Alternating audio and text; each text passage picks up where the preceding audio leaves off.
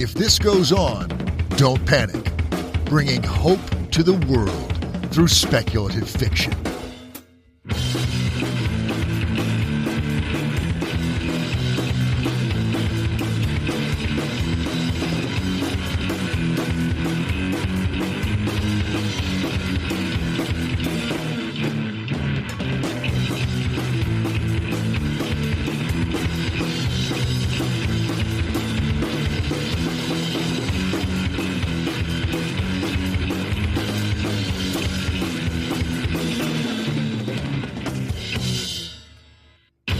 Hey everyone, welcome back to another episode of Bailey's Books. And I know it is only July, but the scary season is coming quickly. So I made sure to include a few horror recommendations here. And I think we're going to start with one of those. The first one we're going to talk about is Let Gravity Seize the Dead by Darrin Doyle, published 2024 by Regal House Publishing. Thanks to Lori for sending this over to me. Like many horror novels, this one takes place in a tiny cabin in the middle of the woods. And also, like many horror novels, this one chronicles the mysteries of the family in question. Lucky for me, I enjoy both of those tropes. And I had an easy time wolfing the story down in 2 days. What really stands out to me in this story is the weird brutality of it all. Let me explain. This story spirals into madness slowly, introducing us to the different generations of the family, each generation having alternating chapters. While I wouldn't call this a slow burn, it does take a while to understand what exactly is happening. When you do realize what is happening, you realize just how brutal the relationships in this family are. And while I will not mention anything here specifically, I will give you all a heads up. There is a rape scene in the story. So if that's triggering for you, maybe skip this one. But for me, I could take or leave the brutality on its own. It's really the odd things that happen, like the black bunny that whistles. What's that, you say? A bunny that whistles? WTF. And also, is that scary? The first answer is WTF indeed. And you never find out, really. The second answer is yes, whistling rabbits are apparently creepy AF. That is certainly not the only strange and unexplained thing in this story, but for me, it's these types of things that really gave it the dread that I look for in horror. So, how does that relate to the brutality? Well, the way things are written, you're never really sure exactly why anyone does anything, making the characters in their decisions like the bunny. You get enough to believe what is happening, but not enough to understand things precisely. It's really a study in alienation. The family is alienated from the world at large, each other, themselves, and even you, the reader. Finally, I'll add, there is some fun wordplay from one of the characters, even humorous at times. And sometimes the fun turns into creepy. There are a lot of fun tropes in this novella, and while not wholly original, it is a well-written, interesting read. I recommend this novella for anyone who likes isolated, creepy cabins, rebellious teenagers, and the weirdness. Alright, next on our list is Countess by Suzan Palumbo, published September 2024 by ECW Press. Alright, so this one's not quite out yet, and this is by an author who is normally a horror author, but not in this particular novella. This novella is described as a queer Caribbean anti-colonial sci-fi novella inspired by Count of Monte Cristo, in which a betrayed captain seeks revenge on the interplanetary empire that subjugated her people for generations. If you're unfamiliar with the story of Count of Monte Cristo, I'll give you the outlines of the beginning of the story. The main character in Countess, Verica Samaru, which I'm hopefully pronouncing correctly, lives in a large space empire and works on a merchant marine vessel. She works her way up through the ranks, but when her captain dies suddenly, and she is named captain, she's accused of murder by her peer. The accuser is that rich kid we all know who got through life doing nothing, but having connections, and is thus immediately one of our primary villains. Verica is then sent to an inescapable prison planet. While I enjoyed the gender-flipped recounting of the Monte Cristo in 160 pages, as opposed to the original 1,200 pages, what really engaged me most is the balls-out politics. While many politically pointed stories try to hide their politics with smoke and mirrors, Palumbo does no such thing. The part of what I loved most of all about that was the labor solidarity Palumbo expresses throughout the novel.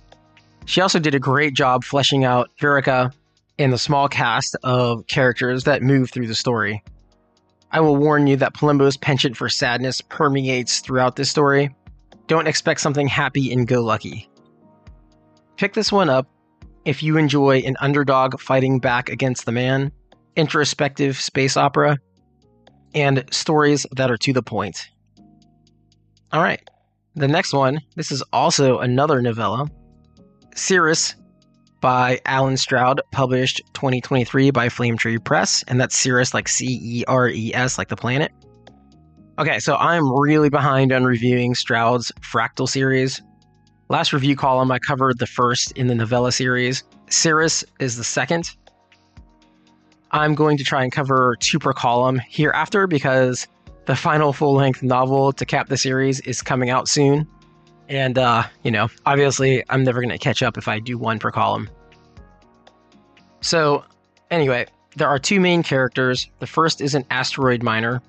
He works for a shitty corporation that exploits raw materials in asteroids and ships them to Mars and Earth, where they are manufactured into useful things.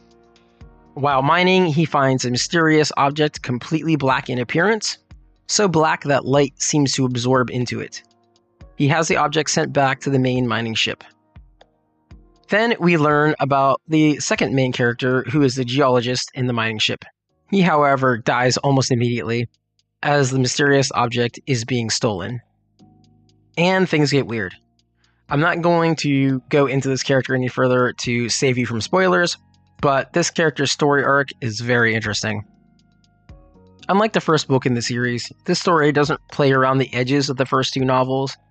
It dives right in, hearkening all the way back to the first novel, shedding some light on what exactly was happening with that mysterious alien object. Though don't expect to have all your questions answered because the answers really just insinuate more questions, which I love. Pick this up if you love stories that are puzzles, extended universes, and space science fiction. Our next one, this is actually a full novel.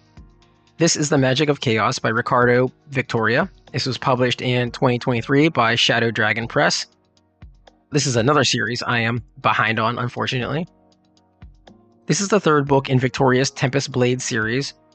With 1 book left to go in the series, this one doesn't take its foot off the gas pedal.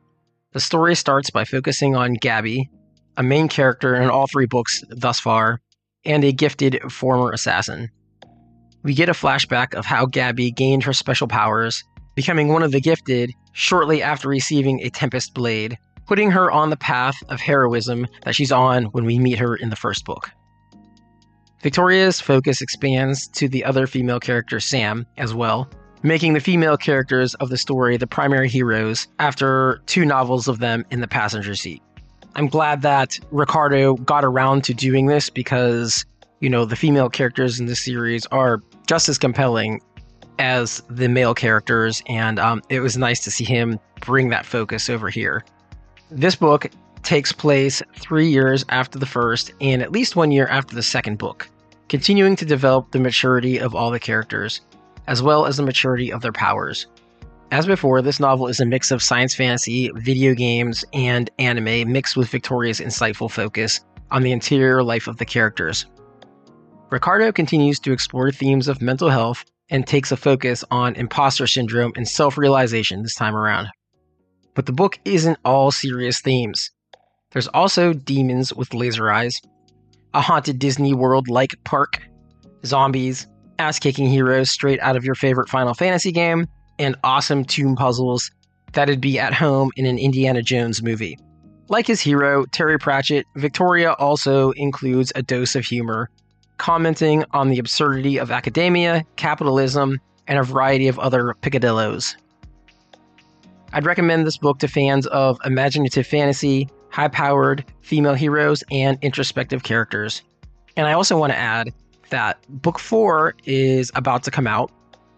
In addition to that, there will be a book of short stories in this world and a role-playing game that's related to this as well. So there's a lot more to come in this universe if you like what Victoria is doing. The final book for this review, this is also a horror novella. It is called The Horror by Seb Doubinski, published 2024 by IFWG Publishing International. For those of you who have listened to this column for a while, you will know I like Seb's work.